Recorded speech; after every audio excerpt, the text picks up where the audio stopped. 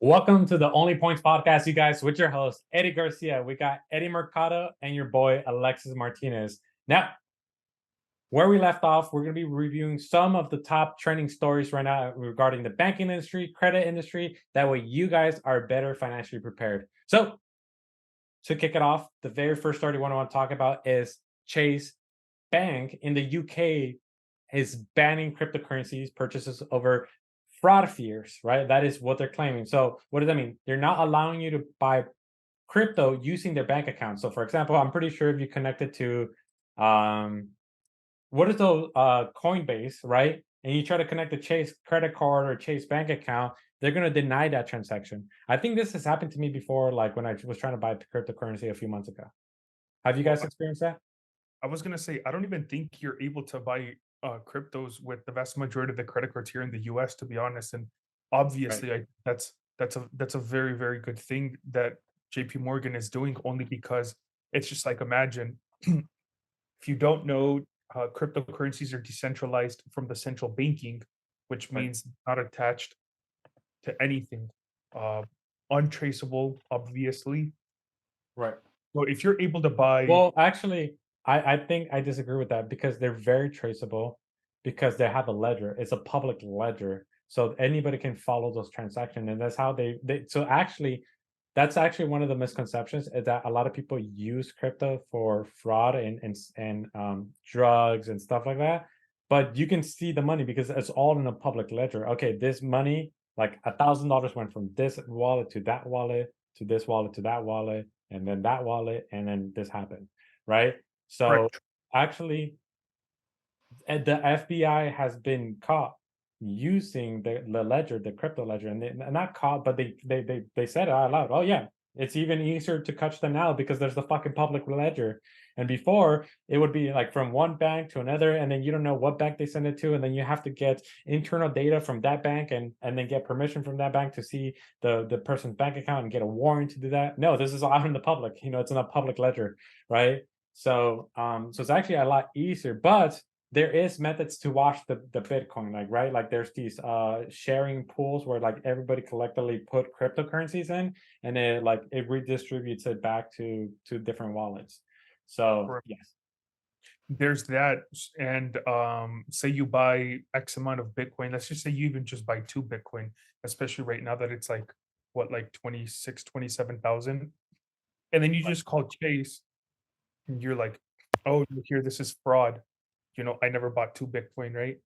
right, Well, there's gonna be, like, an open investigation, and in most instances, the reasons why I personally like to use Chase is because Chase really, really has your back. I don't know if you guys have ever experienced this, but whenever I get fucked over by, like, a supplier or somebody as such, um, I obviously simply call it in, report it as fraud, and I get my money back. right. You also kept the 2 Bitcoin. Gotcha. Yeah, of course, of course. So I mean, like that's the beauty about a credit card, actually, just the purchase protection behind it, and just Chase, since it's the number one bank and has the most amount of assets, it can offer those benefits for its clients, obviously. So let me read a little bit of it so that everybody gets some context. So JP Morgan UK Bank will stop customers buying cryptocurrencies for the next month to combating rising numbers of criminals using digital assets to target victims. The ban in the UK, which notified customers by email on Tuesday, marks a setup as British leaders try to stop their networks being used for scams and frauds. While several banks, including HSBC and NatWest, have set restrictions on their customers' purchases for crypto, outright bans are rare. Chase said the UK block, which will come into effect from October 16th, which was 2 days ago, had been informed by data showing that the high rates of crypto scams and fraud in the UK, including fake investments and fake celebrity endorsements. Ah, that's huge, actually. The pump That's and a dump big one right scheme. there. That's actually, yeah, that's very true. All talking about, Logan Paul and fucking Dylan, whatever his face is. Dennis. Crypto related fraud losses increased more than 40% in the year to March 2023, surpassing 300 million pounds for the first time, according to data from the fraud reporting agency Action Fraud. One senior bank estimates that between 20 to 25% of transactions from their customers' accounts to cryptocurrency firms were related to fraud. Wow. $3 Um, million dollars in losses, that's almost $1 million a day.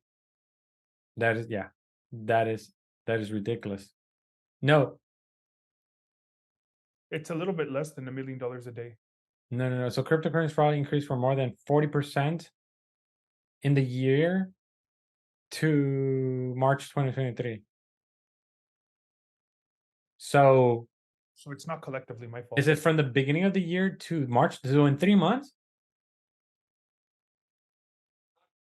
Is that what they're saying? Holy shit. That's a lot of fraud, actually. That's a shit ton. Holy shit. Yeah. There's a Okay. lot of there's a lot of crypto frauds becoming Yeah. millions. Right.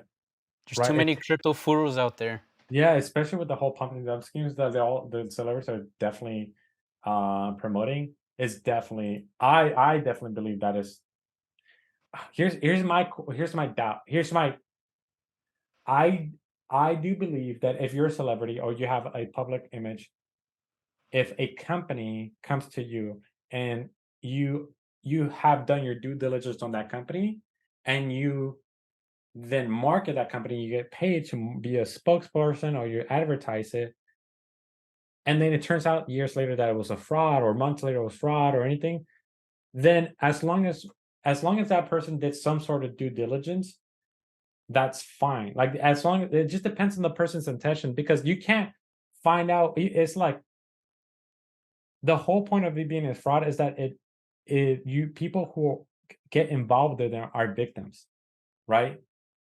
The whole point is to trick people. So how is it okay for people like, oh, all these people that lost their money, they got tricked into buying something that they were that was a scam, but also these influencers were tricked to promoting something that was a scam, right? Just because they got paid doesn't mean that they're victim. Because thinking about it, their public image now got tainted because of that fraud. So technically, they lost something of value, trust of their people. So to be honest with you, that depending on how big that client is, or that person is, that celebrity. We can be talking about lawsuits of millions of dollars, so losses, right? Like for example, Mr. Beast with Mr. Beast Burger, right? Mr. Beast Burger, the company we're not producing quality burgers. So now the reputation of Mr. Beast and his companies and what he pushes just fail dramatically. And we can quantify that, right? To a certain extent. Um, so that's what I say. I hate it when I see, like, for example, people going after um what's like basketball players that promoted FTC. Or is that the thing that fell, right? FTX. Yes. Oh, FTX? Yes. FTX. Okay. Yeah, so FTX, right? So, dude, that was one of the biggest companies. And like what, the second biggest company, and we ever thought like it looked legit. Dude, it fooled everybody. So now how the hell are you gonna be suing uh Steph Curry because you know they fooled them too. Like that makes no fucking sense to me, right? It's not like all of a sudden he's a crypto genius and he can and then he has access to FTX's internal banks, you know, information, and then it's able to see, oh no, this is actually a fraud. It looks like a Ponzi scheme. Like no, it's a big giant multi-billion-dollar corporation coming up to all right, Alexis, hey man, you have big following. We're very renowned in the space, right? Here is a multi-million dollar deal. Here you go. I'm gonna pay you $1.5 million, and you're gonna do this 30-second ad. Yeah, sure. What type of due diligence are you gonna do, bro? Yeah. So I mean, a lot of people fell for it, and what I wanted to actually quickly mention was that the people that you mentioned, sure, like they all did their due diligence. I don't question that, but I did hear a story that's actually quite funny because Taylor Swift, she was actually offered the same thing, and you guys know that she's like immensely popular these days. But Right. supposedly she never entered the FTX deal because her father is like some sort of financial advisor or investor, whatever. so he's in the know of like the industry, and apparently he asked a question to FTX, something along the lines of like, are these assets protected or insured? I don't know exactly what he asked, but he never got a clear answer, and they never went through. And for Taylor Swift to miss out on like, I don't know, something like 300 million, it's Mhm. crazy, but Okay. that's Well, where I due mean, like, diligence comes in. exactly. But that means she was lucky. So Taylor Swift herself is not a crypto financial expert, but she had someone. Luckily, she had someone in her family that was. Mhm. Like how many? Okay, basketball players. How many of those people's? How many of those celebrities? Their families are huge financial advisors that understand the whole crypto world. I don't think much. Yeah, Some, but not a exactly. lot. Yeah, exactly. So do you think like do you think I mean, dude, they're promoting Apple and or they're promoting Nike, and guess what? They have sweatshops everywhere. They have human right violations everywhere. You don't see fucking people going like, "Oh yeah, we should sue Steph Curry because he has to deal with what's the um Under Armour? Okay, yeah, so and Under Armour probably is using sweatshops, and so therefore, like, dude, everybody knows that. Like, but you're not gonna hold them liable. Hey, he's Mhm. getting paid. Getting paid a job. You're not gonna hold the electrician or the mechanical engineer that designed a different design for the iPhone because the company decides to use it has a lithium battery and they get their cobalt from a mine that fucking kills kids or something. I don't, like you see what I'm saying? Like it's very it's a very like reached in my eyes. What do you guys think about it? No, yeah, me too. We're only in essence only promoting what the product is, not how it's being produced or manufactured. Right. Right. So, but yeah, but I mean, going back to the whole Chase Okay. Bank stuff, I think it's cool. Now, here's the little conspiracy theory that we were thinking about before this is that Chase, JP Morgan, the CEO, they since crypto came out, they've been saying, "Oh, this is fraud," or "This is people like this is a scam. Don't buy it." And then when he was promoting that, the CEO was promoting that on live television or on public news outlets. You went to go buy He Bitcoin. was he was the one buying Bitcoin like crazy, right? So how much of this do you guys feel is it we want to protect our people? Or technically at the end of the day, I think what Chase Bank is they're going to protect themselves the most, right? Because by protecting themselves, by protecting their customers from getting scammed, if they get scammed and they do chargebacks, they got to do good by the customer. So technically, like we said last week, Eddie, that the bank is they're going to be the one getting fucked over. So that's why they're just restricting it. It's like, hey, this market is too scammy, or there's too many scams in this industry. The and people are not knowledgeable enough in it. The majority of people, so we're just going to outright ban it. Even though, like it says right here, outright bans are rare. On the article it says outright bans are rare, but Chase is like they're benefiting from multiple angles. They're benefiting from the fact that hey, look, this is not even our target audience, people who invest in cryptocurrency. Let's just outright ban it because it's a security risk for ourselves as a bank. And then second of all, since we're the number one bank and a lot of people bank with us, if we just all of a sudden block a huge majority of people from being able to buy crypto, it gives us more leverage to be able to be the ones to have access to be able to buy crypto because crypto fluctuates. It's not in an all-time high since it was a few years ago. So if they keep buying now, in the future it's going to be valued as something way way higher. And they're going to be majority beneficiaries of that price hike, right? So Eddie Mercado, I think you're the one who believes in a lot of more of the conspiracy theories. What do you feel like about that? I feel like they're yeah, no, I don't think this is a conspiracy theory. I think this is obviously just a way for them to limit people's power of having to purchase cryptocurrencies. They're making it even more difficult. Correct. Just Correct. imagine it being Awesome. the UK being one of the biggest uh, fucking areas where people live, and they're pretty versed too. Like the people in the UK are incredibly intelligent too, Correct. very intelligent. Where it's a So first world country too. They're very intelligent. Yeah. Okay. Awesome. All right. Second mhm. story. But before we get there, you guys, if you guys are liking this podcast, please leave a like, share, and subscribe to our channel. If you're watching this on YouTube, go ahead and subscribe to our channel. Turn notifications on. We do this for free, you guys. We get on these calls. We like to provide value. So if you guys are benefiting or if you guys are enjoying this, please go ahead and subscribe and share with a friend. We really appreciate that.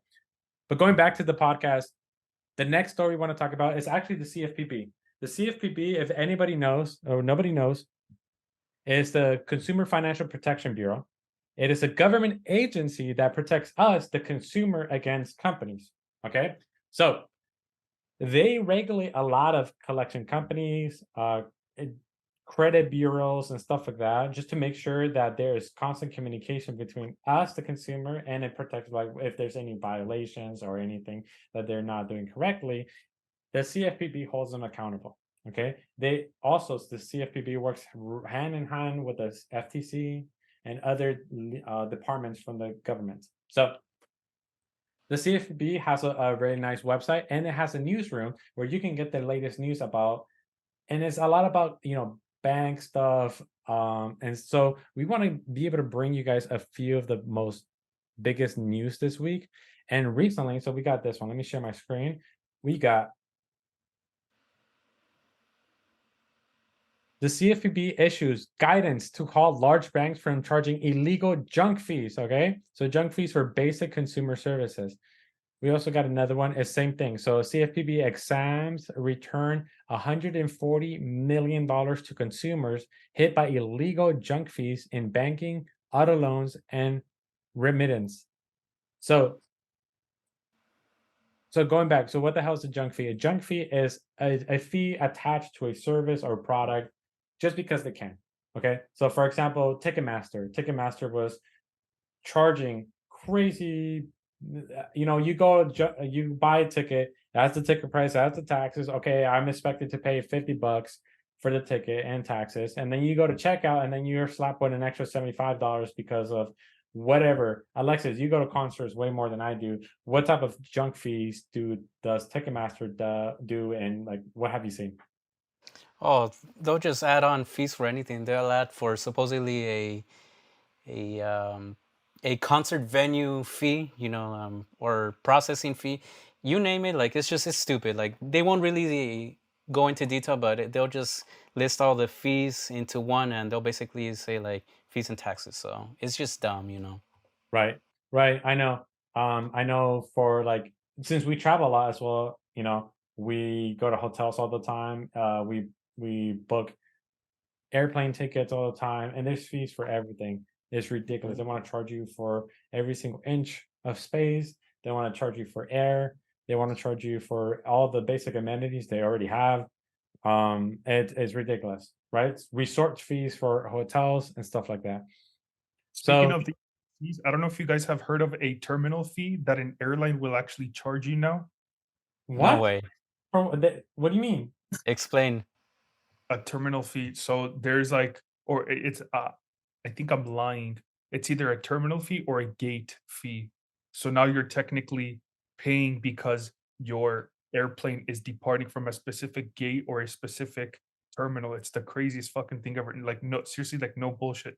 I know the reason why I know that is because when I booked my dad tickets from when he was leaving uh to fly out to Mexico, it's stupid, stupid, stupid. He flew out from Mexico, from TJ to GDL, right? Yeah. And there was like a terminal fee, and then there was also another terminal fee in Fresno, and it's not a lot of money. It's like $23, $24, and like at plus taxes. But that shit's just annoying because uh, I remember growing up when I was like 12, 13, 14 years of age. They used to airlines used to allow free carry-ons or at least one carry-on per person.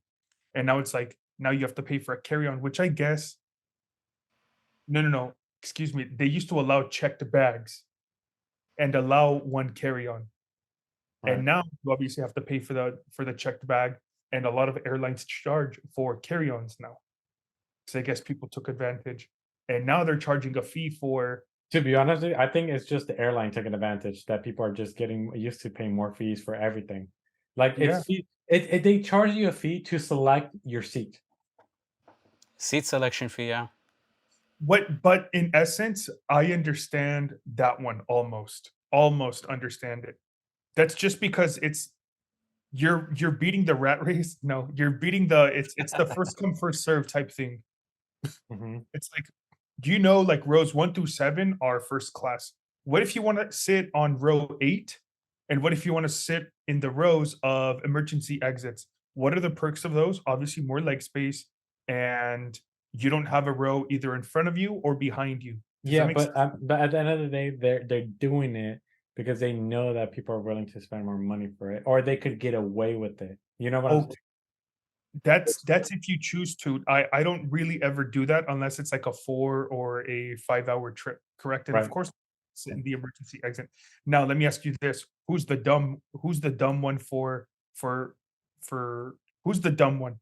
Is it the business that's charging, or is it the person that's paying? Right. It depends on the situation. Like you said, if it's gonna be a 7, 8 hour flight, then yeah, someone may want to pay extra for the nice seat. But what I'm saying is that, dude, especially in Mexico, because we were talking to Mexico Airlines, you brought up, like Mexico Airlines, they charge you money to even just select a seat. Yeah, but if you wait till the very end for them to auto-populate your ticket, you don't have to pay anything. Yeah, that's what I'm saying. So that it's like that's dumb. Now, if it was like an upgrade, like a nicer area or nicer seats, then I totally understand, right? Because there's a demand for that, right? Now, and obviously, a business should try to maximize profits without hurting the customer, right?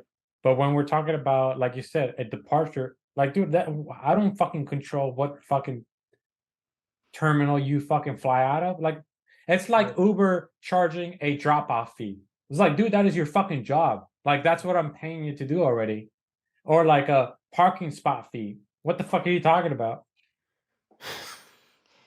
Yeah, And then I and mean, then they're gonna upcharge you if they give you a seat or not inside the car. Like, what the fuck are you talking about? Like, you see what I'm saying?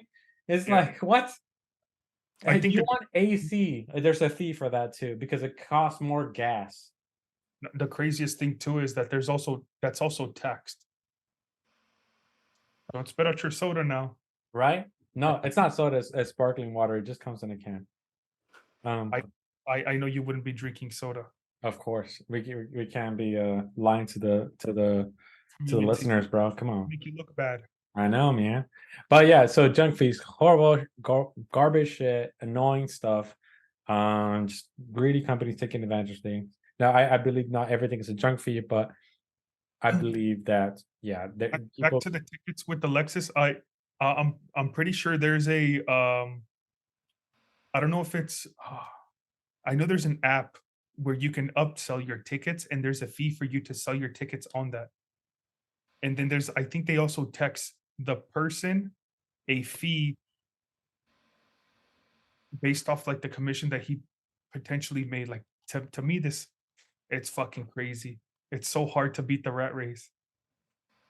yeah, I mean, these days it's getting very difficult to beat the rat race, and that's kind of why I don't really like flying the capper airlines. You know, we're talking about Spirit, Frontier, those kinds of airlines because they'll charge you fees for anything. You know, seat selection, terminal, gate fee, carry on, right. check bag fees. They'll charge you for anything, and I just hate the inconvenience, you know, of not knowing, you know, how much extra I want to pay, even though it won't really affect me. That's why I like, you know, I like the premium, you know, services from Delta. You know, at least where if I can book main cabin, you know, like I know I'm good, you know, because I know I'll be taken care of, you know. You So know you're that's Gooch. why I don't like the pork fees from the Capper Airlines. Yeah, I feel like the airline that does have it like relatively figured out is Southwest, believe it or not. Southwest, yeah. Yeah, dude. I love flying Southwest. It's not like a I capper don't airline, but it's like a cheap alternative airline. But no fees for hardly anything. Yeah, it's whatever the ticket cost is whatever the ticket is going to be. I just Right. me personally, I don't think I feel nasty flying Southwest because how do I put it politely? That's get canceled, guys. Um, the type of clientele that they have. Let's just go ahead and leave it at that. I feel like their seats are not sanitized enough. I feel like they're not uh cleaned. They're not to a specific standard. They're not up to like a hotel standard. It might sound stupid because it's an airline, right? But there's a specific standard. I I just don't think it is. Now, in the event that I'm like flying anywhere, a hotel to visit a friend's house or something like that, like visit my boys somewhere, the very, very first thing I do when I get to the destination is take a shower immediately and change clothes and put my clothes in a bag just so that they don't cross contaminate any of my other clothes because I don't. That's how shit spreads. Yeah, COVID, so real, bro. Yeah, and I mean, I have to agree with you, Eddie, because for me, I think we can all agree that Southwest is a good airline. Like let's not Good. get that mistaken. And I think we can qualify Southwest Airlines more as like a very good value airline. They provide you lots of value for That the is price that you true. pay. They That have is all true. these fees already taken into consideration when you purchase your ticket. If you have checked bags, they'll even do two. Not a lot of airlines like will Two go that fat far to do two. bags, two And massive. exactly, same point that you said, the clientele. I was also going to mention that, like nothing wrong with Southwest Airlines, it gets a job done well and things like Yeah, that. I But mean, like it's like any business, if for good prices, for cheap prices, or for solid prices, not good value prices, mhm. people in like the lower to mid tier, like if we're talking about like middle class to low class, right in the middle, that's what you will see at Southwest. Not like horrible like Spirit, Frontier, like very, very bad type of customers. But we're talking about like, okay, it's not bad, but it could be a little bit better customers. But it's because, like you said, it provides a shit ton of value, and they provide a lot of air flights to a lot of major cities, right? And so the cool thing about Southwest, since it's providing a lot of value, like I think it's awesome because I fly all the time. It's literally the best airline from San Diego to Vegas since I go to Vegas all the time. It's like free Wi-Fi for texting, and just to be able to upgrade to regular Wi-Fi so I can surf the web and do everything I want, it's $8.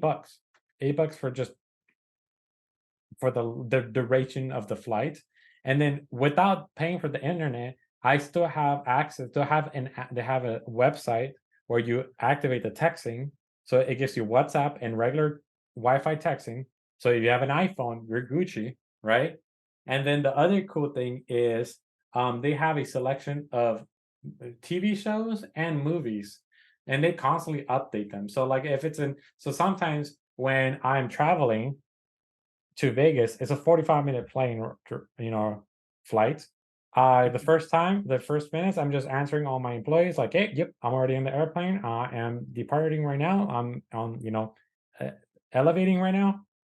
Cool. You got everything. Da da da da. Right. Answer all messages. Catch up to people. Awesome. I don't have any new messages. I was like, okay, cool. Well, I can't like go look at analytics on my iPhone for the current videos we posted or something like that. But I can just chillax for the next 30 minutes and just watch at least part of a movie or just one episode of a TV show. And to be honest with you, that's how I've been seeing like the most new movies because I've been going to Vegas so often. I'll be like, I watch the first half of the movie on the way there, and then I go out. I do I do everything I need to do in Vegas, and on the way back, yeah, I finish the other half of the movie right there. Boom, done. Right, knock that movie out, and I am sort of relevant in what's going on with the media, and that's it. But no, it's cool, and like you said, it's 2 free check bags, a carry-on, and a personal bag, all for free, you know? So it's this bullshit that they gotta charge you extra for check bag, or carry on and everything because it costs the same. Like it's really not that much difference. So and to be honest with you, if Southwest can be profitable doing that, I mean, like all these other, especially to be honest with you, I believe people actually end up paying more in the Spirit Airlines because they have to do all these extra fees, and at the end of the day, they're gonna have to pay so much more money than if they were to just get like Southwest or something else. And they're the pilots are also super reliable, very, very reliable. No, like it's gonna be a bumpy ride, like fucking. No, no, no, no, you can't do anything about turbulence. What I'm talking about is a while no, actually not a while back, like last week or the week before that, there was a video that went viral about Spirit Airlines, how they've told people, "Oh, go ahead and wait. We're waiting for a pilot. We're waiting for a pilot," and they've been waiting for like 3 hours out, like where they just like outside the airplane. And then the people are sitting inside, and they've been waiting for a fucking pilot for 7 hours. Like that's crazy. And this is Spirit. What I'm talking about reliable pilots is that whenever the plane is scheduled to be there, it is going to be there. But of course, like Southwest did get their shit together because they did have an incident on Christmas of last year. No, they did get their shit together for sure. No, for sure. So yeah, but yeah, going back to the whole junk fees, I'm glad that the government is doing something about it because it does take it. People lose a lot of money, like not individually, but collectively. Junk fees usually target. I think it usually targets people with less information, educated people, and people with worse credit and stuff like that. So it definitely it's taking advantage, and it's trying to squeeze the crap out of customers' pockets, right? So it truly affects the people who have the least. That's what I'm saying. So I'm really glad that they are doing something about it, and because let me see, Government is helping them beat the rat race. yeah. You know, it's funny that you say that because one of the fees that one of the companies that are probably sweating bullets right now is Credit One, and I'm Oh, sure you guys know that they have lots of fees. Opening fees or any stupid fee, they probably have it. And I yeah, have a cousin all that the subprime lenders like uh-huh. Credit One, First Premier, FNBO, like all these prime, yeah. I have a cousin that he actually told me that he was applying for cards and he didn't really consult with me and he told me that, hey bro, do you think this card is good? And he told me that it was Credit One. I'm like, bro, you're an idiot. Cancel that immediately and get another card. I told him like, do it right now, cause you're gonna get hit with a lot of fees and stuff like that. It's gonna be a nightmare. Just get out of Credit One. Yeah. But yeah. Dude, I hate it. It's so annoying. It's so annoying when people send me Instagram videos or TikTok reels, or TikTok videos of like, "Oh, what do you think about this?" And I'm like, it's the dumbest shit I've seen. Me and Edgar were talking about it at length yesterday, especially for those like, man, we're gonna get canceled. Talking about those people that believe in consumer law, like, and they try to like, oh, we are the original creditors, and the banks cannot deny us money because it's unlimited. We have unlimited credit and blah blah blah. And they read the law and then they fucking interpret it to however the fuck they want to interpret that law, and Just they have because no case and or it would never hold it up in court, right? So yeah, but keep going, keep going.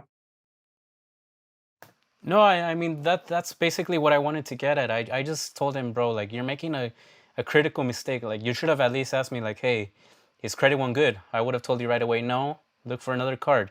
Like I'll recommend you this. And then he kept on telling me, like he told me after, hey, like I got this Credit One card. I told him, bro, like that's a huge mistake, and you're going to get these fees, these account opening fees, all these junk fees, these pork fees. I told him it's better that you get out of there right away, and you have to like, even if you don't know what you're doing, like when it comes to like credit, like, hey, like just send me a message, like, hey, what's a good credit card or something, instead of Oh, like doing it by yourself. he has to at first ask you how your day is going. Always important, yes. Hey, bro, how's your day going? Is Credit One a good bank? No, it's just saved him a whole headache. So now, respectfully, I'm kind of glad he's in that situation because he didn't consult with you. Hmm. See, you see what happens to these people that try to beat the rat race by themselves? Right. They're One gonna of the get, greatest yeah. life hacks is like finding a mentor that knows what they're doing, and then just shut the fuck up and listen. The little rat. Put a little cheese in a stick, and they're fucking chasing after the cheese, bro. Yeah. No mames. So okay, all right, good. But moving on. Anything else to add about these illegal junk fees before we move on to the next topic? Avoid the pork. Avoid the pork, man. Just listen to us. Like listen to people. Like we, especially when it comes to credit cards, man. We know exactly the correct method on building a solid personal credit file, business credit file, and which ones are good credit cards, which ones are bad credit cards to And stay away from. before we move on, it's not a one size fit all. Understand that it's not a one size fit all because some people might want a business credit card for travel. Uh, some people might want a business credit card for that has a high limit or 0% APR for 12, 18, 24 months. It's not a one size fit all. So Correct. There is the foundation that everybody could start off with, but at the end of the day, it just depends on your situation. If you're coming back from like having bad credit and you fucked up some connections and relationship with certain banks, then we got to take into consideration who were those banks, if you can get back into their ecosystem or not. Okay, hey, you completely fucked them over, then we got to focus over here. So it really all depends on the situation. But awesome, perfect. Okay, so next topic last topic we actually wanted to talk about here. Let me see if it's this one. Oh no, two more topics. This is second to last. Here we go. This is actually going to be super beneficial for a lot of people in who have collections, and specifically talking about medical bills. So earlier this year, the CFPB, I think it was January 5th of 2023, CFPB announced that there was a new ruling. According to the three major credit bureaus, they are deciding that medical collections that are worth less than $500 will not report to your personal credit report any longer. Okay, so that is amazing. So as long as it's $500 or less, it would not report to your personal credit reports ever. Okay, so that is going to be helping a lot of people who in medical debt, especially if like something happened, you got in an accident, or you became ill for whatever reason, then that's going to be really helping out, thousands of Americans. So that's really, really good. And here's the secret sauce, you guys. The secret sauce is this. The other part of that ruling is that if you haven't made a payment, so for example, let's say you have a collection of over $500, let's say $1,000, and you have made a payment, as soon as you make a payment,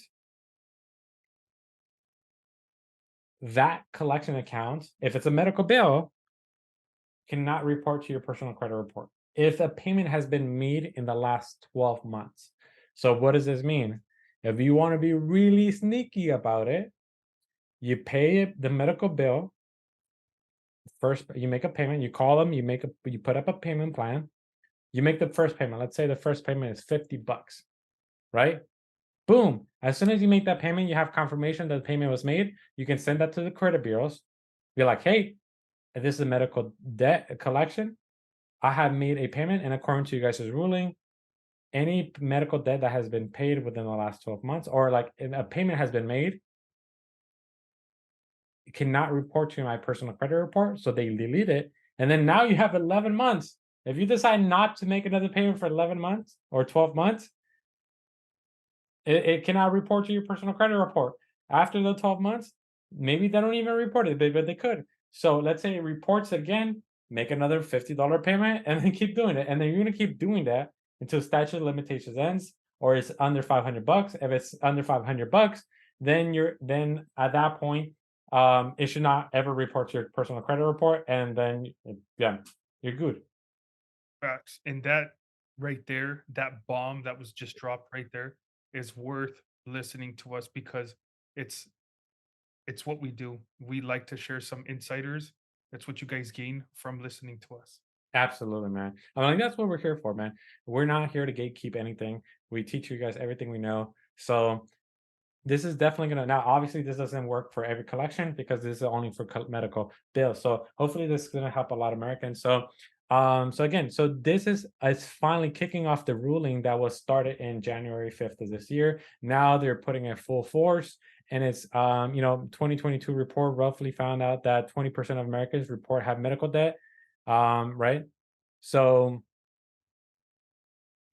let me see if I can actually find it. The document released today is outlining the proposal for an alternatives under consideration for the CFPB's medical debt rulemaking.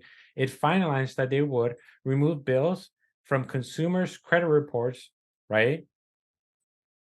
It will stop creditors from relying on medical bills for underwriting decisions, right? The proposal would narrow the 2005 exemption and prohibition creditors from using medical collections information whenever evaluating borrower's credit application, so they cannot use medical debt as reasons to deny you for credit, and stop coercive collection practices, right? To protect you against illegal practices acts from collection companies. So hopefully this is going to be a lot of huge relief to a lot of Americans, and is going to help you guys listening out to us. So anything to add to this, you guys? I think it's very straightforward. I think this was more like a public announcement. No, not really. That was a big bomb drop right there. If you're tuning in, we thank you guys and we really appreciate it. And that's why we do what we do. Yeah, absolutely, man. And just don't forget to subscribe.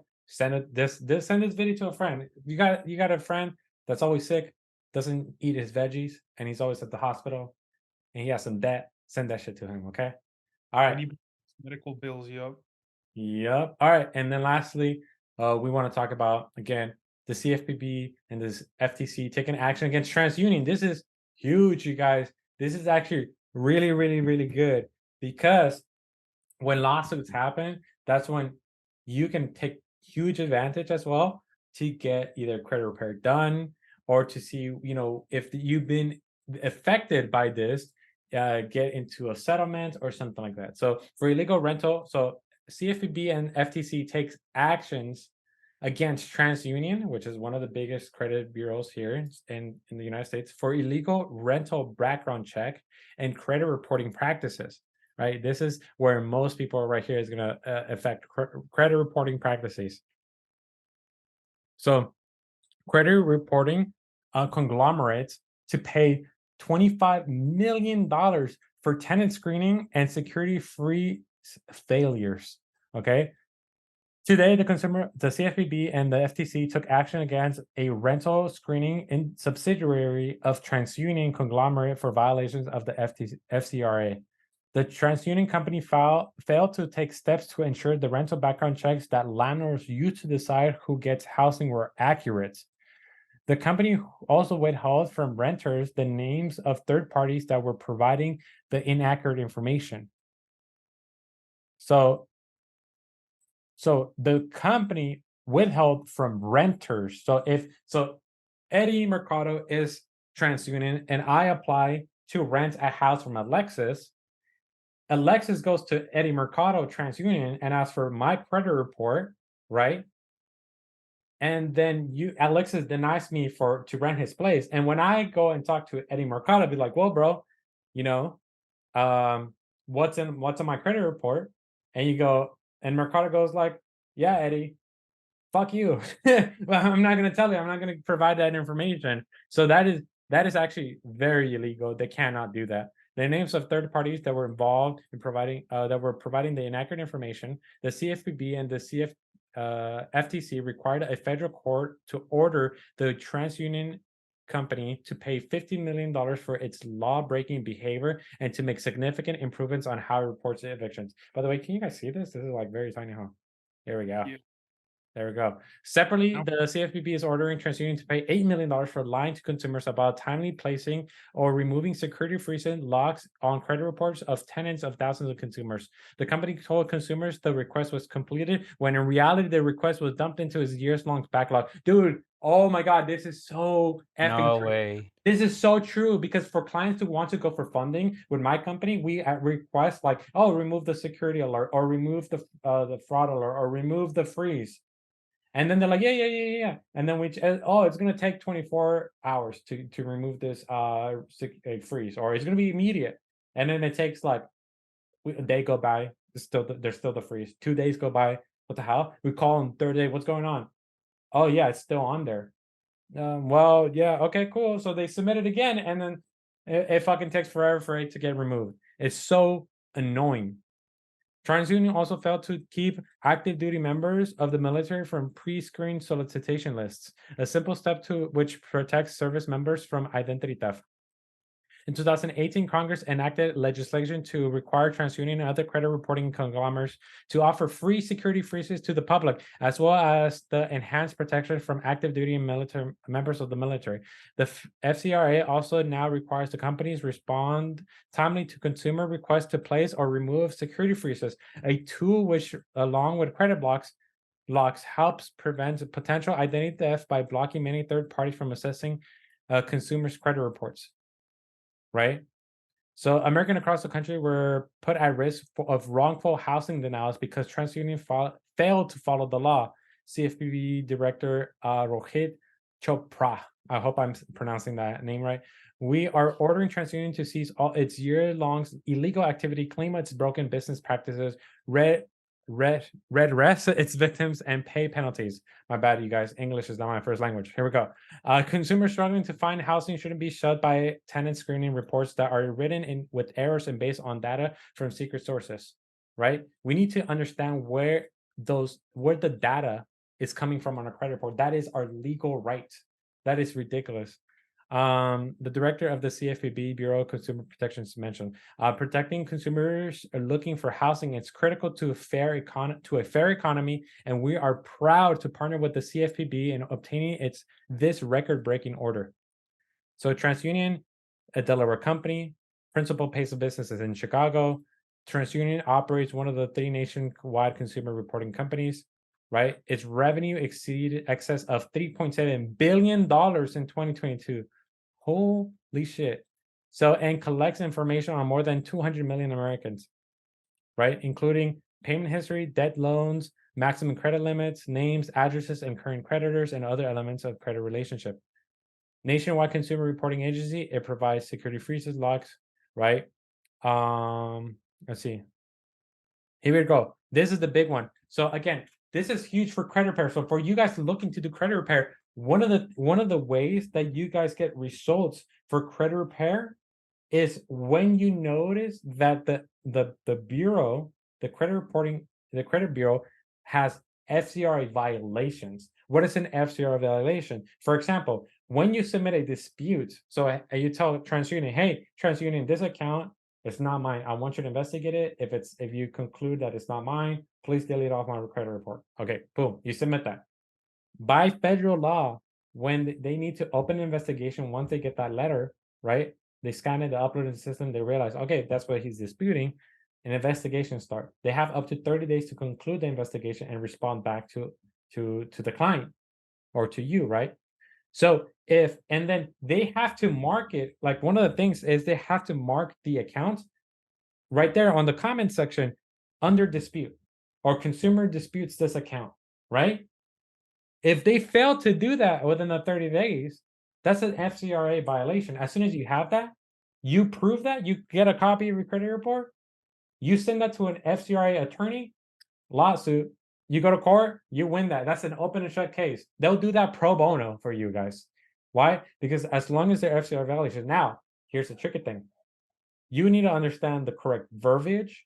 You need to say in a credit repair letter, there's very specific verbiage, and it's very specific to each state because it depends on how the law was interpreted and it was upheld in each state.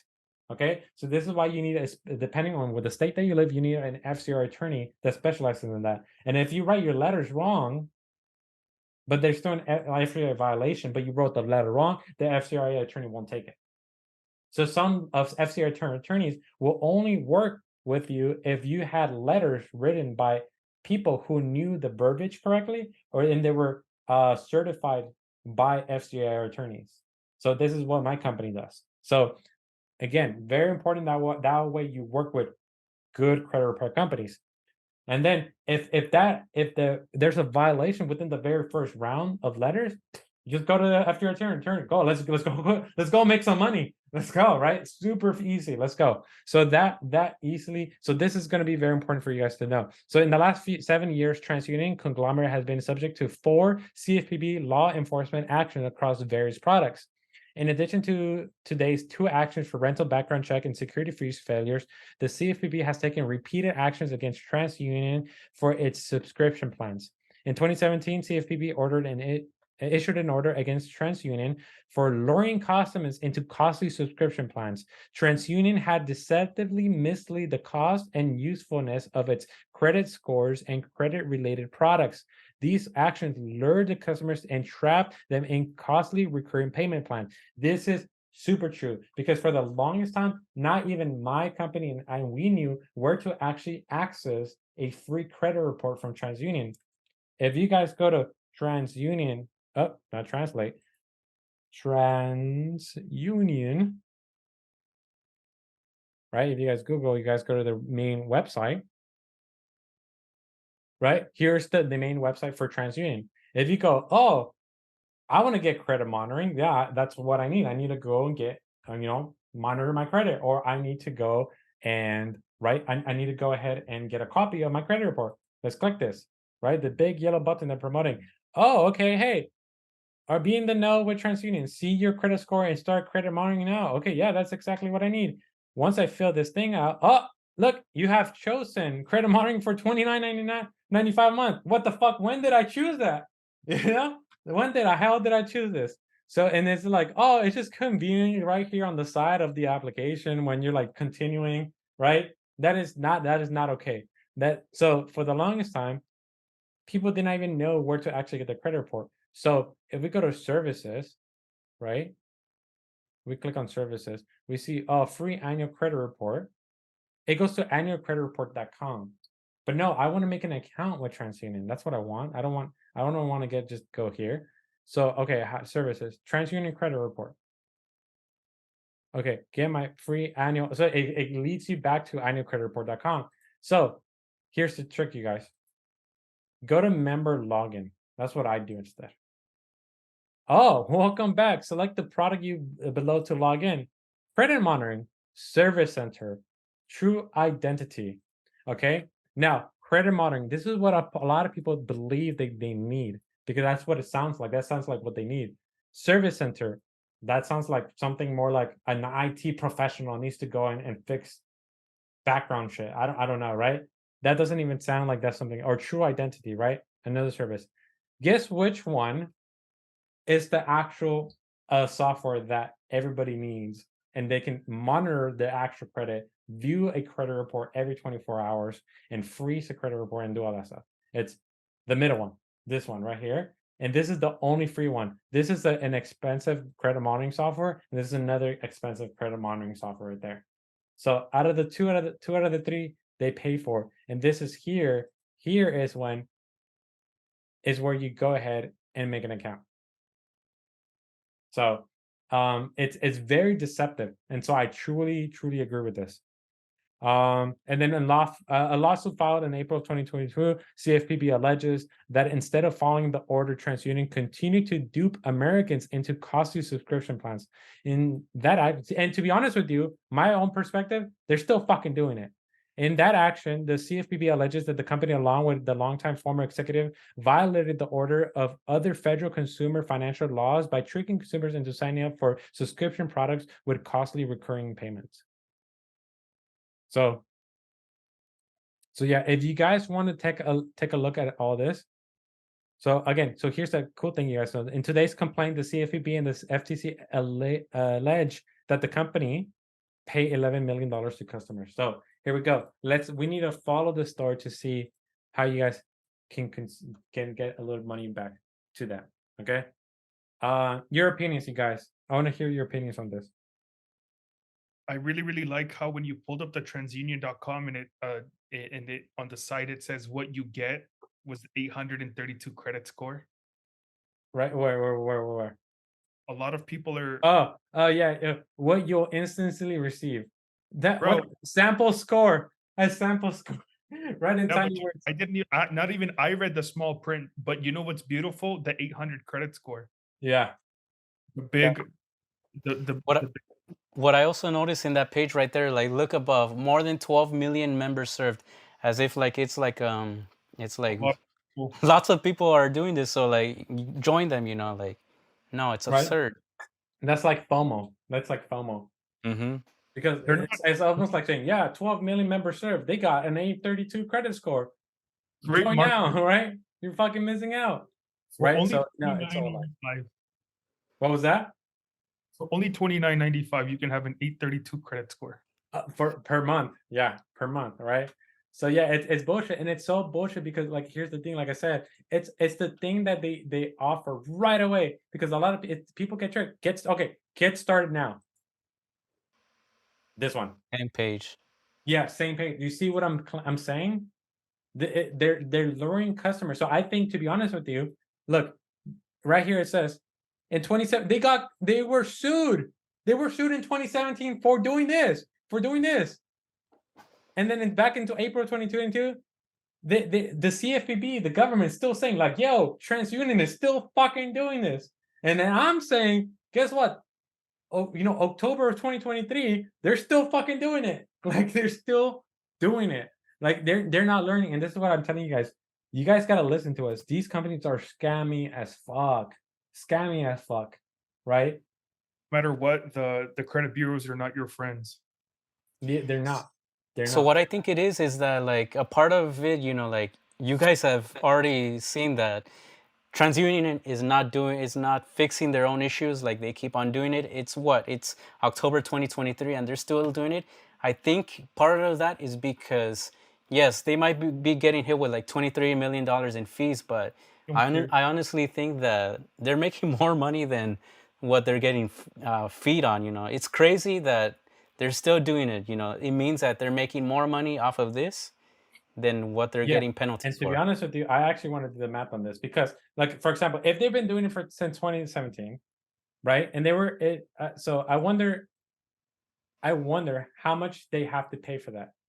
So I wonder. Okay, so back in January 3rd of 2017, boom, CFPB orders TransUnion and Equifax. Oh, Equifax was actually part of it to pay deceiving customers and marketing credit scores and credit related products. Okay, I wonder. So a TransUnion and Equifax must pay a total more of than $17.5 million in restitution to customers and fines totaling $5.5 million to the CFPB. So like 23 million, basically. Okay, Again. 20, right? It's $23 million. Okay, $23 million. Apparently, more than 12 million members are served here. Okay, so let's say they do have 12 million members and they're all paying $30 a month. So 12 million times $30 Times is 12.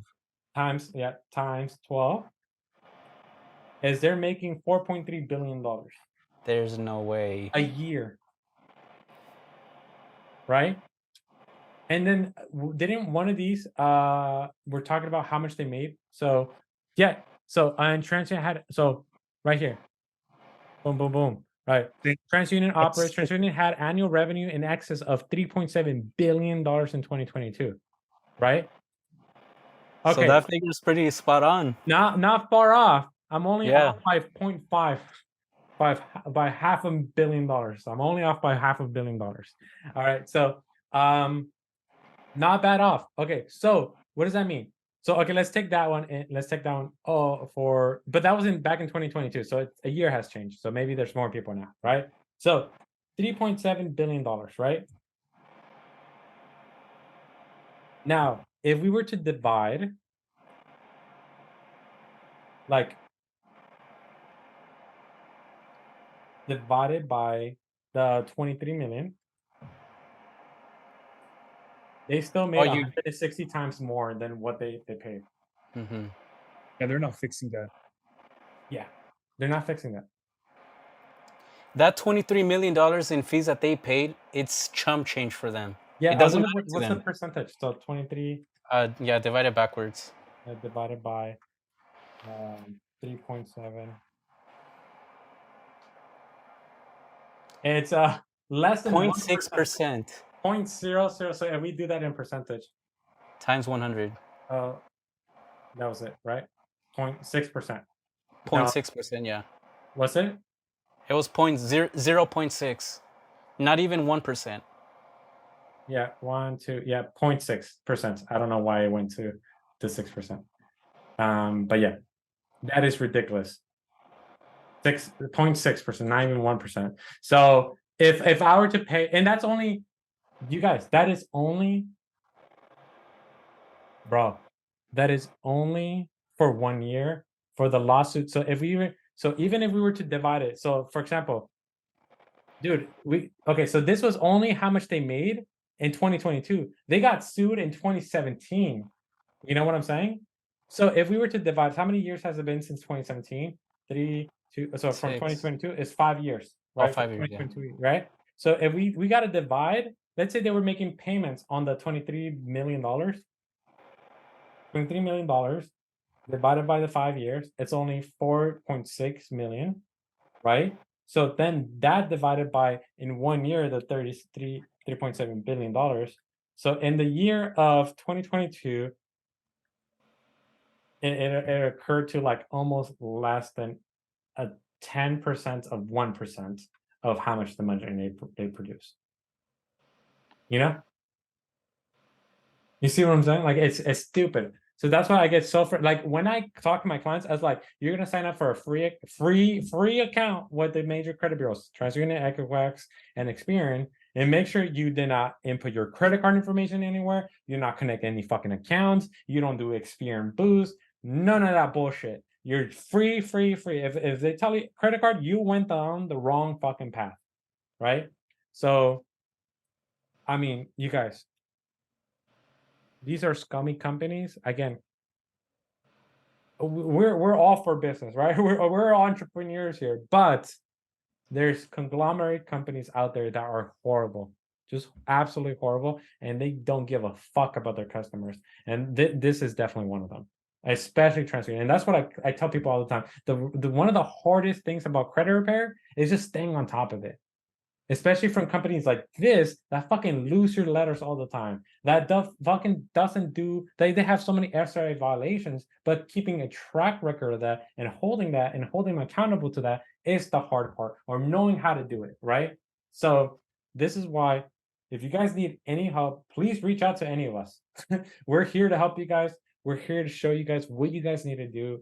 And like I said, we are doing this to educate you guys. So please, again, if you guys enjoyed this podcast, please leave a like and share on this podcast. Is there any last final words before we leave these good people back to what they were doing? I mean, all I really want to add is that I knew that TransUnion was they were being scumbags, but I didn't realize the gravity of the situation that we were doing the math right now. It's crazy to me, my mind was blown right now because I didn't really know about the numbers, the specific numbers rather. So to me, it's really crazy, that $23 million, it's a lot of money. Like, don't get me wrong, it is. But for TransUnion, like chump change, nothing. It won't affect them at all. It's crazy to me that they can get away with this. Shareholders' price. That's what it's gonna affect. Yep. Right? They're trying to make as much money as possible to obviously for bonus purposes for the CEOs and all the directors for the shareholders, because they're publicly traded companies, you guys. So they make money from every single penny they keep in profit. They make money from it. They make a lot of money from it. So yeah, you guys, any words of advice, Mercado? No, I was just gonna say that I remember on a podcast that we had filmed earlier this year. I remember you said something that a small company is considered a company that makes less than 50 million a year. A small Right.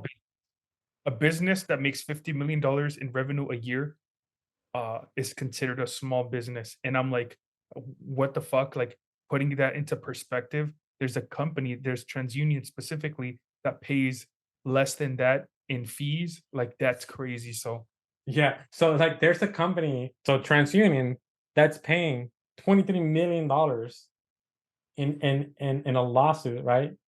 To customers or into the government. And that is, yeah, and that is the annual revenue to some of the biggest small businesses that we can possibly think about.